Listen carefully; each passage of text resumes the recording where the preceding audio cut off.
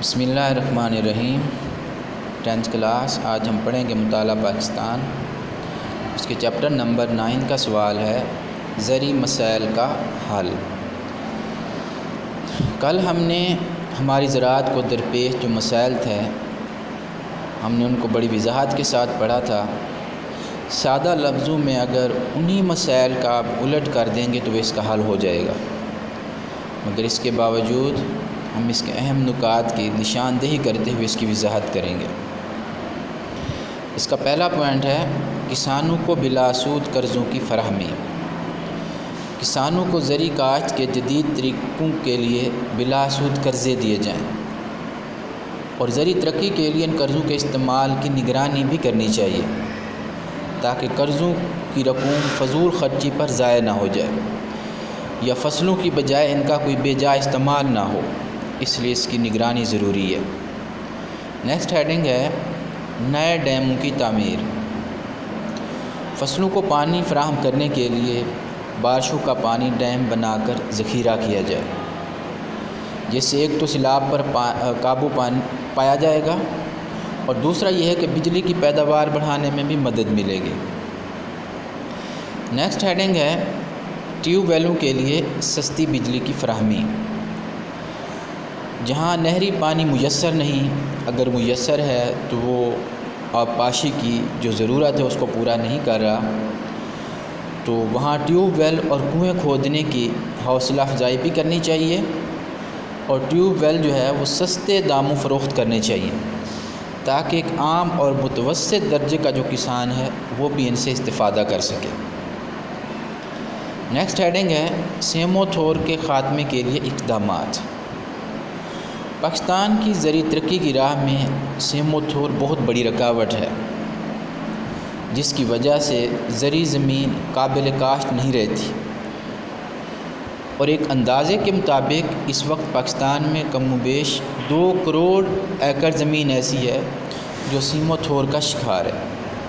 اس بیماری پر قابو پانے کے لیے ایک طویل المدت منصوبہ بندی کی ضرورت ہے تاکہ قابل کاشت رقبہ کو خراب ہونے سے بچایا جا سکے، کیونکہ سیم و تھور کی وجہ سے خراب ہونے والی زمینوں کو دوبارہ کاشت کے قابل بنانے کے لیے مؤثر اقدامات ضروری ہیں اور زمینوں کو کٹاؤ سے بچانے کے لیے زیادہ سے زیادہ شجرکاری کی ضرورت ہے۔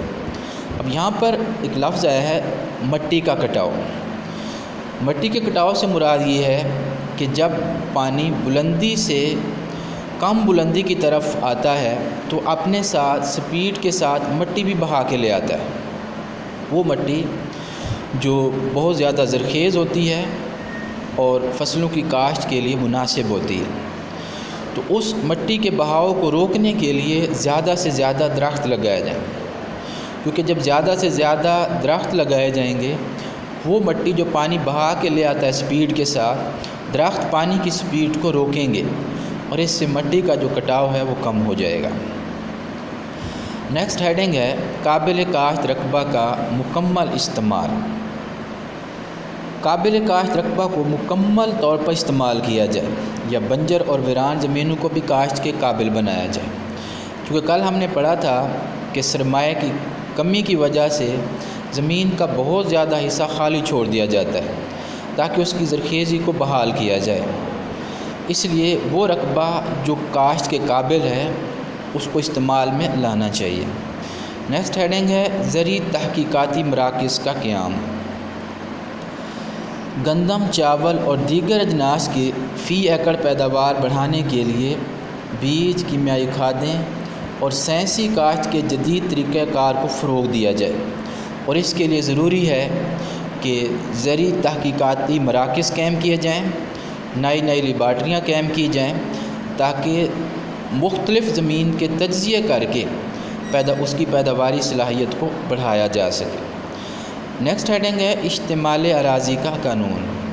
اشتمالی اراضی کا مطلب یہ ہے کہ زمین کے مختلف قطعات کو یا مختلف ٹکڑوں کو اکٹھا کرنا، یعنی اگر ایک شخص کی زمین مختلف جگہوں پر پڑی ہوئی ہے تو اس کو ایک ہی جگہ پر اکٹھا کر کے دینا۔ تو انتشار اراضی کے نقصان سے کسان کو بچانے کے لیے اشتمال اراضی کے لیے آسان اور بہتر قانون سازی ہونی چاہیے۔ نیکسٹ ہیڈنگ ہے قدرتی آفات سے بچاؤ۔ سیلابوں اور دیگر جو قدرتی آفات آتے ہیں ان کے لیے کوئی بہتر تدابیر کی جائیں، اور اس کے لیے دریاؤں کے جو پیندے ہیں ان کو گہرا کیا جائے اور اس کے جو کنارے ہیں ان کو پختہ کیا جائے تاکہ اس قدرتی آفت سے کسانوں کو بچایا جا سکے۔ نیکسٹ ہیڈنگ ہے زرعی اجناس کی مناسب قیمتیں۔ زرعی اجناس کی بہتر قیمتوں کے ذریعے کاشتکاروں کی حوصلہ افزائی کی جائے اور زراعت پر مبنی صنعتوں کو فروغ دینے کے لیے کسانوں کو مفت مشورے بھی دینے چاہیے تاکہ وہ جو ہے دل لگی کے ساتھ فصلیں کاشت کریں، کیونکہ جب ان کو مناسب قیمت میسر نہیں ہوگی تو وہ صحیح طور پر فصلیں کاشت نہیں کر سکیں گے۔